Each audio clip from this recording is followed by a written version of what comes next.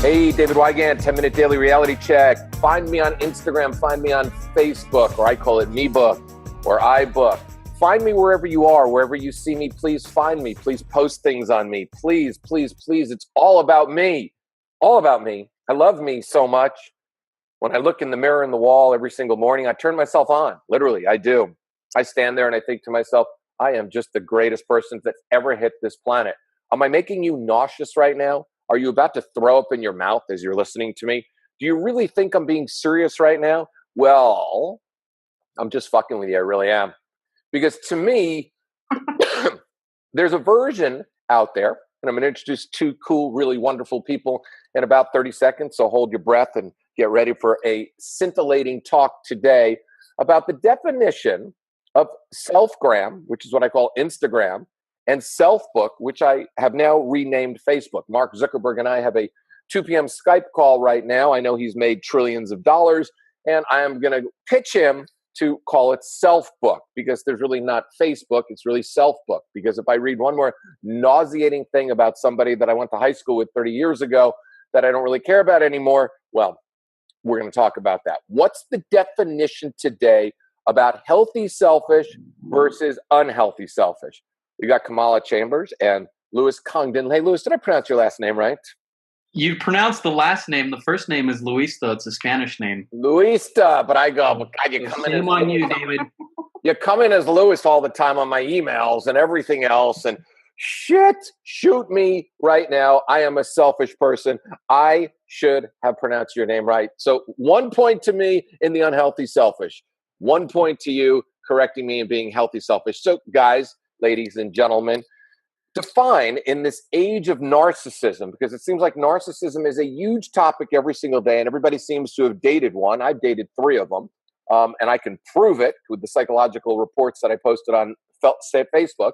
So tell me, in today's crazy society, what's the definition that you have between healthy selfish and unhealthy selfish? Well, for me, it's really about how much are we giving to ourselves in a way that we can also give back to others. It's not just giving and giving and giving to ourselves so we can just take everything from everyone else, but we need to have our tanks full. We need to be in a full space within ourselves in order to reach out and lend a hand to other people too. You know, David, it's hard for me to answer this question because I think I'm pretty selfish, and I don't always know if it's healthy or unhealthy. Okay. So how are you selfish? So let's talk about it, because I believe, look, I'm all about self-love. I call it the mental masturbation of the mind and the masturbation of the spirit and the soul. And it's a healthy thing to have self-love and self-respect. And it's really healthy to have that feeling for yourself, because then you'll go into a relationship actually respecting yourself, and you'll no longer be preyed on by the narcissist, and you'll no longer be preyed on by the borderline people, and you'll no longer be preyed on by the same lessons you've been living over and over again. So describe your selfish, and Kamala and I will decide whether it's healthy or unhealthy, and we will put you on the spot. I could already tell you. Oh, I know you can. So you're going to get a third-party person in it right now. So go for it. Well, when I make talking about me book, when I write on Facebook a lot, I tend to always talk about me. I use a lot of I language, and Kamala sometimes says, but we did that. And I say, well, people don't relate to we online. They relate to I. So they're reading my posts, my page. So it's about me. I love having people do stuff for me. And sometimes maybe I'm not the best at doing it for other people. And I'm probably not as altruistic as I used to be. I used to be a director of a nonprofit, a manager for a shelter, a lead manager and family advocate at a nonprofit doing social services. So since then, I've really kind of switched and started thinking more about, what are the successes that I want? What are the results that I want? Who are the people that I want to serve and help that can also pay me for that help and for that service? So I've definitely gone a little bit more over into the, I have a business to run and I have to get stuff done, and that requires that I do stuff and I think about me. And I also say no more to Kamala more than she does. Okay, I don't find that selfish. I mean, honestly. So the fact is, living an altruistic life is fantastic. Making money is great. I've always been about making money, and I've always made money. So I've never gone on the, I'd like to talk to you for free. Now, granted, okay, I put out the podcast every single day for free. I would do 10-minute daily reality checks a day. I mean, I enjoy this, and I enjoy enlightening people that way, and I feel like I'm giving back to people in that way. I don't talk or put self-tards up on Instagram on a regular basis. People don't need to see my beautiful face every 5 minutes. I find that behavior very selfish. Why should people look and constantly like your pretty face? It's really annoying. I put quotes up, but the quotes are my quotes. I put them up because I am having fun putting You're them one up. of those people, huh, David, that quotes themselves? Yeah, no, I quote you know why? And I'll tell you why I quote myself, okay? Because I quote myself because I'm fucking interesting. Secondly, I don't read other people. It's like I don't care what Rumi had to say or Woodrow Wilson had to say or somebody else had to say, because my quotes are interesting. They're different. It's how I live my life, and it offers a different perspective. Not only that, it's the way that I keep notes. So why not put it up on Instagram? Then one day, on my last breath, when none of my friends want to see me because I've been so selfish, I can read my Instagram quotes and know that I actually had an interesting life, because that's what I want to call it, is interesting-agram. So I'm finding your selfishness actually okay, because you're building your business and you're taking care of yourself. I think the selfishness comes in when we're having relationships with people. Are we truly co-creating a relationship, or are we vomiting our stuff and not listening to other people?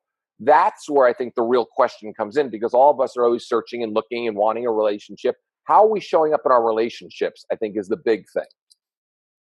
Yeah, I think that's a really important point, and I have a little different perspective. I think Luis is pretty selfish. I think I think him taking all the credit for the work that we do and putting his name on it. I did this, I'm this, when it's obviously us, and sometimes maybe I do even more of the work. When he does that, I find that really selfish. But what I've really had to train myself to do is step forward more, is to not wait for his acknowledgement, his permission, his approval, but just keep stepping forward. Granted, I still haven't been able to take all the credit for the work that he does too and say, I did this. I still use we language, but maybe that's a gender gap too. See, David, I'm just making her greater every day. You see, I like that. You see, but here it is, this co-creation out there. And the fact is, it's funny. I feel like this is like, battle of the sexes right now. It's like, we're going to figure out who's more selfish, men or women, who in a, Men. in a lovely business relationship, who co-created more. And the thing that I always say in all my relationships, I'm always looking for my muse. And I just had a conversation this morning that really was all about this. I believe that the masculine, which is the king, and the feminine, which is the queen, really work well together in a relationship when both of them understand what their powers are. Now, the queen can certainly kick ass and take over the country and murder all the knights that come and try to rob the castle in the middle of the night. I mean, we can go deep into like medieval times and talk all about that. And the king can go away on his journey and know that the kingdom or queendom is being protected. And I think that's where our selfish, when we have this in today's society, a lot of kids have been taught, I can do this on my own. I don't need a man. I don't need a woman in my life. I don't need anybody in my life. So we become these self-centered universes, and that's where I call people self-tards. We become self-centered universes, and we actually become retarded in our emotional, mental, and monetary growth, because the divine masculine and feminine truly balance each other out. Now, maybe sometimes the masculine gets a lot of the credit for it, but the feminine behind him actually, drove the bus that day, and she may not have gotten the credit. So as long as the king and the queen, when all the shit at the end of the day is taken care of, truly appreciate one another, that's where the magic of co-creation can come in. And that's really where a relationship can thrive. When you got a selfish person who takes all the credit and doesn't credit the people who help them, that to me is the unhealthy version of selfish.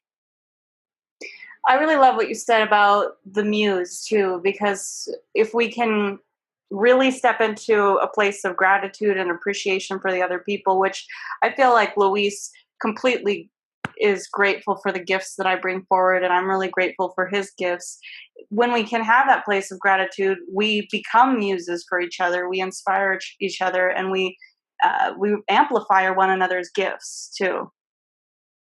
Well, yeah, and I got to tell you something funny, okay? And this is something that, came to me. It's like when I'm in a relationship with a woman who's not my equal, who's not a woman that is my muse, because to me, the divine feminine is my muse.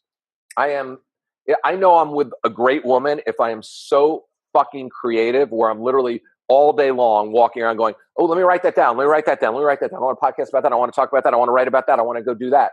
Because to me, that is where my stimulation is, because women are not only are they beautiful objects for me to look at, I love their minds. Their minds make me full of life, full of ideas. And I can tell you something really interesting is that if I look back at my relationships where I wasn't with a woman that was my muse and co-creating, and I'm going to put it as bluntly and rawly as I possibly can, my dick wouldn't get hard at all. No matter how beautiful she was, I would not get hard.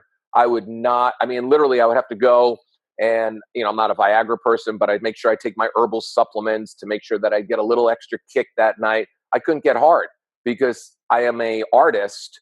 And as an artist, I've got to have all my senses triggered in order for me to even have sex. So it's interesting that this conversation actually made me realize some of the women that I've dated over the past 5 years, I just really wasn't that hard for, because I just didn't have that kingdom queendom, and I felt that selfish energy from them, and I didn't really feel the co-creation. So this was an aha moment breakthrough for me. Shit, I hope other people had the breakthrough and I hope their dicks get hard.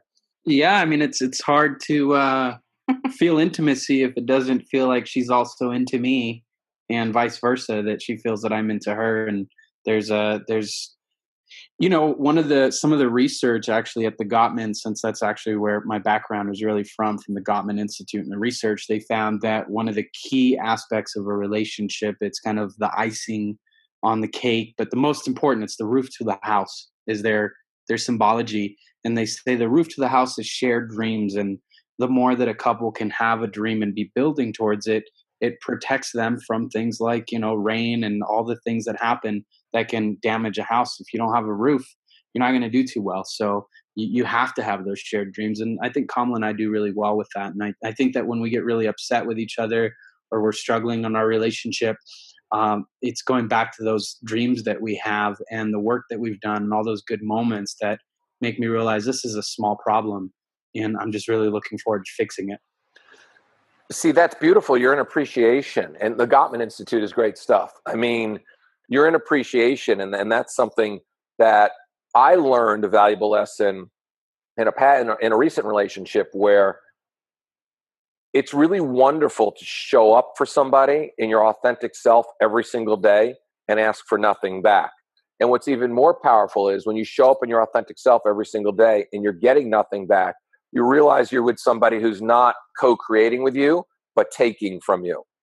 And that's something that, to me, the beauty, once we finally evolve as souls and beings and understand our sexuality, our emotional integrity, our emotional maturity, it starts lining up in so many different ways. Your relationships show up because once you have embraced these lessons, you put that selfless, though selfish, healthy selfish person out into the universe, and you literally start attracting, if by magic, the same type of people who want to co-create the king and queen in the kingdom and really start to do that. And I love the fact how you said that, because your appreciation is unbelievable. And that's such a beautiful thing in relationships.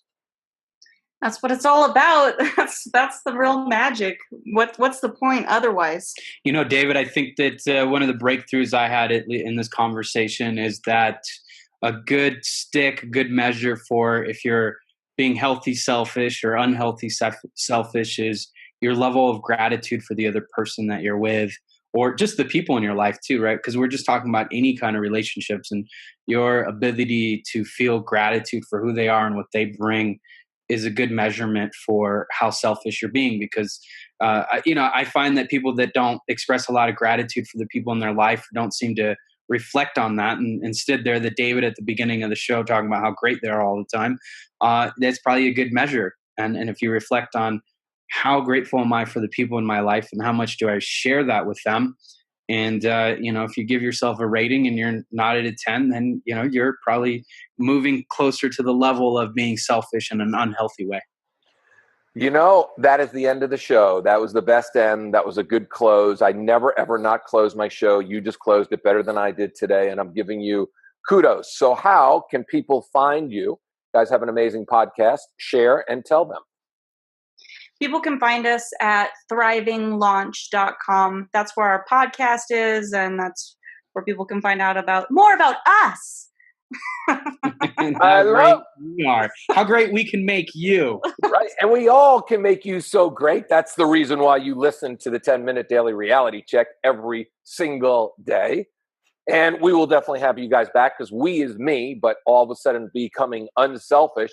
There's this magical we, because if I think about it, somebody motivated me today to be a better version of me. So I got to bring that energy in and include the we in there. I will see you all tomorrow. All of you, all of we, all of I, all of us. And thank you guys for coming on. Awesome. Adios.